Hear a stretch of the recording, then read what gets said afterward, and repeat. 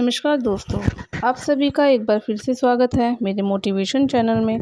तो आज हम श्री बृहस्पतिवार व्रत कथा के बारे में बात करते हैं।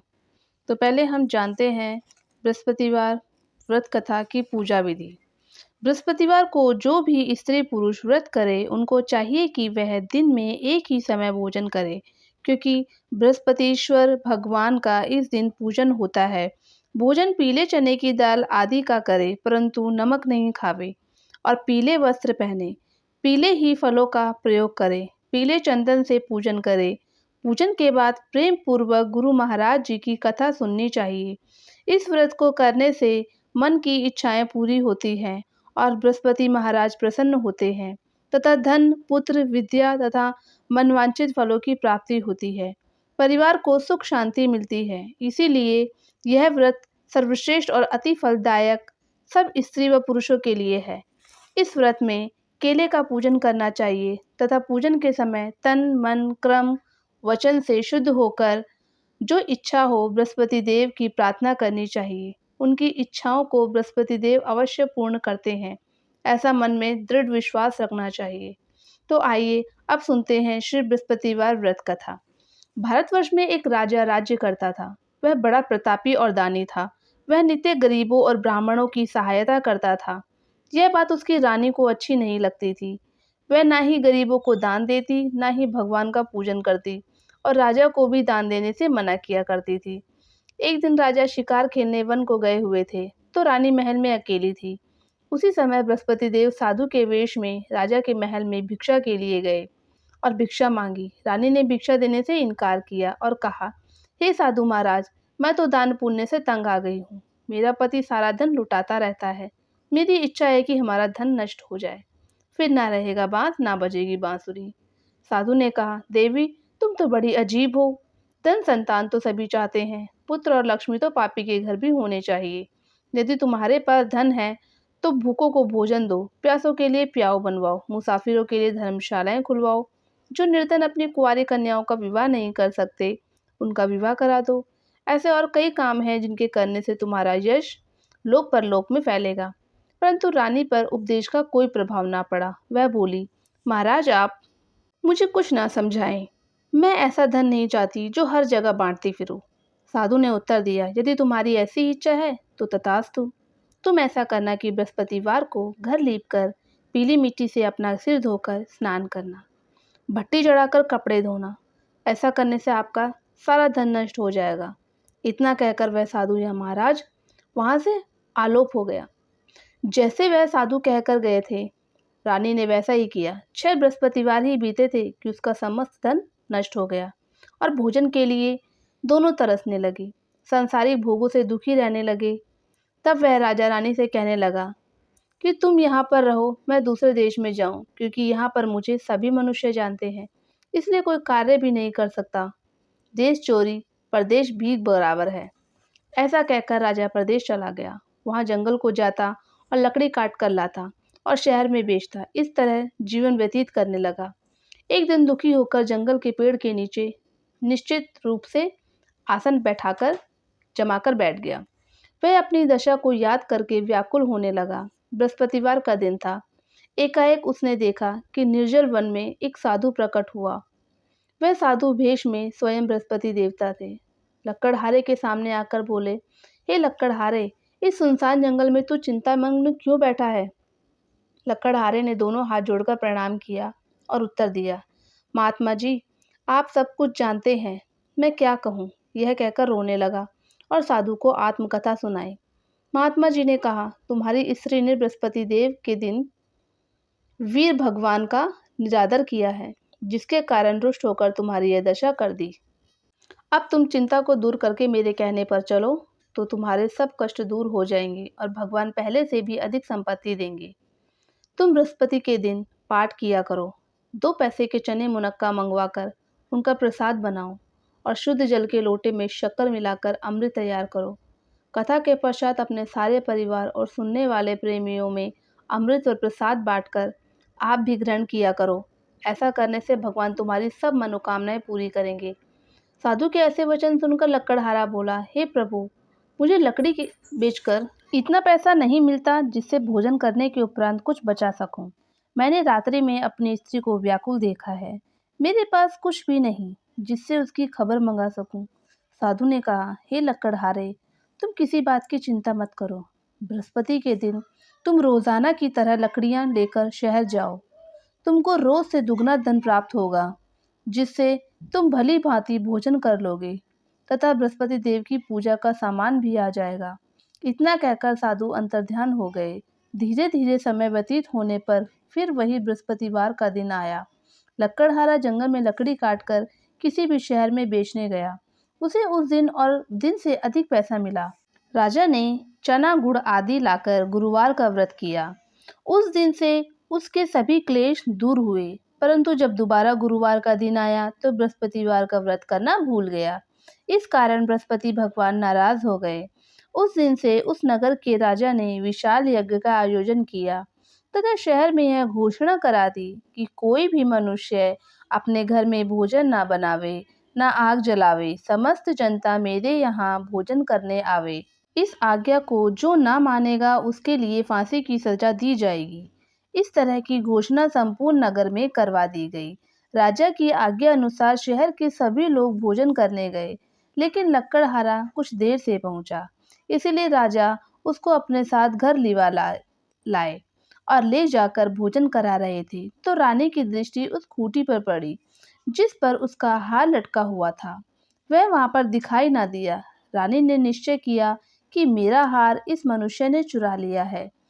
उसी समय पुलिस को बुलाकर उसको जेल खाने में डलवा दिया। जब लक्कड़हारा जेल खाने में पड़ गया और बहुत दुखी होकर विचार करने लगा कि ना जाने कौन से पूर्व जन्म में कर्म से मेरे लिए दुख प्राप्त हुआ है, और उसी साधु को याद करने लगा जो कि जंगल में मिला था। उसी समय तत्काल बृहस्पति देव साधु के रूप में प्रकट हो और उसकी दशा को देखकर कहने लगे, अरे मूर्ख, तूने बृहस्पति देव की कथा नहीं करी, इसी कारण तुझे दुख प्राप्त हुआ है। अब चिंता मत कर, बृहस्पतिवार के दिन जेल खाने के दरवाजे पर 4 पैसे पड़े मिलेंगे। उनसे तू बृहस्पति देव की पूजा करना, तेरे सभी कष्ट दूर हो जाएंगे। बृहस्पतिवार के रोज उसे 4 पैसे मिले। लक्कड़हारे ने कथा कही। उसी रात्रि को बृहस्पति देव ने उस नगर के राजा को स्वप्न में कहा, हे राजा, तुमने जिस आदमी को जेल खाने में बंद कर दिया है वह निर्दोष है, वह राजा है, उसे छोड़ देना। तेरी रानी का हार उसी खूंटी पर लटका है। अगर तू ऐसा नहीं करेगा तो मैं तेरे राज्य को नष्ट कर दूंगा। इस तरह रात्रि के स्वप्न को देखकर राजा प्रातःकाल उठा और खूंटी पर हार देखकर लक्कड़हारे को बुलाकर क्षमा मांगी तथा लक्कड़हारे को योग्य सुंदर वस्त्र आभूषण देकर विदा कर दिया तथा बृहस्पति देव की आज्ञा अनुसार लक्कड़हारा अपने नगर को चल दिया। राजा जब अपने नगर के निकट पहुंचा तो उसे बड़ा आश्चर्य हुआ। महल में पहले से अधिक बाग, तालाब और कुएं तथा बहुत सी धर्मशाला, मंदिर आदि बन गई। राजा ने पूछा, यह किसका बाग और धर्मशाला है? तब नगर के सब लोग कहने लगे, यह सब रानी और बांदी के हैं। तो राजा को आश्चर्य हुआ और गुस्सा भी आया। जब रानी ने यह खबर सुनी कि राजा आ रहे हैं तो उसने बांदी से कहा, हे दासी, देख, राजा हमको कितनी बुरी हालत में छोड़ गए थे। हमारी ऐसी हालत देखकर वह लौट ना जाए, इसलिए तू दरवाजे पर ही खड़ी हो जा। आज्ञा अनुसार दासी दरवाजे पर खड़ी हो गई। राजा आए तो उन्हें अपने साथ लिवा लाई। तब राजा ने क्रोध करके अपनी रानी से पूछा कि यह धन तुम्हें कैसे प्राप्त हुआ है? तब उन्होंने कहा, हमें यह सब धन बृहस्पति देव के इस व्रत के प्रभाव से प्राप्त हुआ है। राजा ने निश्चय किया कि 7 रोज बाद तो सभी बृहस्पति देव की पूजा करते हैं, परंतु मैं रोजाना दिन में 3 बार कहानी कहा करूंगा तथा रोज व्रत किया करूंगा। अब हर समय राजा के दुपट्टे में चने की दाल बंधी रहती तथा दिन में 3 बार कहानी कहता। एक रोज राजा ने विचार किया कि चलो अपनी बहन के यहाँ हो आवे। इस तरह निश्चय कर राजा घोड़े पर सवार हो अपनी बहन के यहाँ को चलने लगा। मार्ग में उसने देखा कि कुछ आदमी एक मुर्दे को लिए जा रहे हैं। उन्हें रोककर राजा कहने लगा, अरे भाइयों, मेरे बृहस्पति देव की कहानी सुन लो। वे बोले, लो, हमारा तो आदमी मर गया, इसको अपनी कथा की पड़ी है। परंतु कुछ आदमी बोले, अच्छा कहा, हम तुम्हारी कथा भी सुनेंगे। राजा ने दाल निकाली और जब कथा आदि हुई कि मुर्दा हिलने लगा और जब कथा समाप्त हो गई तो मुर्दा राम राम करके मनुष्य उठकर खड़ा हो गया। आगे मार्ग में उसे एक किसान खेत में हल चलाता मिला। राजा ने उसे देखा और उससे बोला, अरे भाई, तुम मेरी बृहस्पतिवार की कथा सुन लो। किसान बोला, जब तक मैं तेरी कथा सुनूंगा तब तक 4 हरिया जोत लूंगा। जा अपनी कथा किसी और को सुनाना। इस तरह राजा आगे चलने लगा। राजा के हटते ही बैल पछाड़ खाकर गिर गए तथा उसके पेट में बड़ी जोर से दर्द होने लगा। उस समय उसकी माँ रोटी लेकर आई। उसने जब यह देखा तो अपने पुत्र से यह सब हाल पूछा और बेटे ने सभी हाल कह दिया। तो बुढ़िया दौड़ी दौड़ी उस घुड़सवार के पास गई और उससे बोली कि मैं तेरी कथा सुनूंगी, तू अपनी कथा मेरे खेत पर चलकर ही कहना। राजा ने बुढ़िया के खेत पर जाकर कथा कही, जिससे सुनते ही वह बैल उठ खड़े हुए तथा किसान के पेट का दर्द बंद हो गया।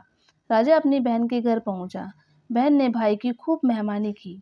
दूसरे रोज प्रातःकाल राजा जगा तो वह देखने लगा कि सब लोग भोजन कर रहे हैं। राजा ने अपनी बहन से कहा कि ऐसा कोई मनुष्य है जिसने भोजन न किया हो, मेरी बृहस्पतिवार की कथा सुन ले। बहन बोली, हे भैया, यह देश ऐसा ही है। पहले यहाँ लोग भोजन करते हैं, बाद में अन्य काम करते हैं। अगर कोई पड़ोस में हो तो देखाऊं।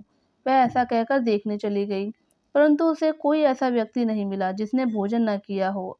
अतः वह कुमार के घर गई जिसका लड़का बीमार था। उसे मालूम हुआ कि उनके यहाँ 3 रोज से किसी ने भोजन नहीं किया है।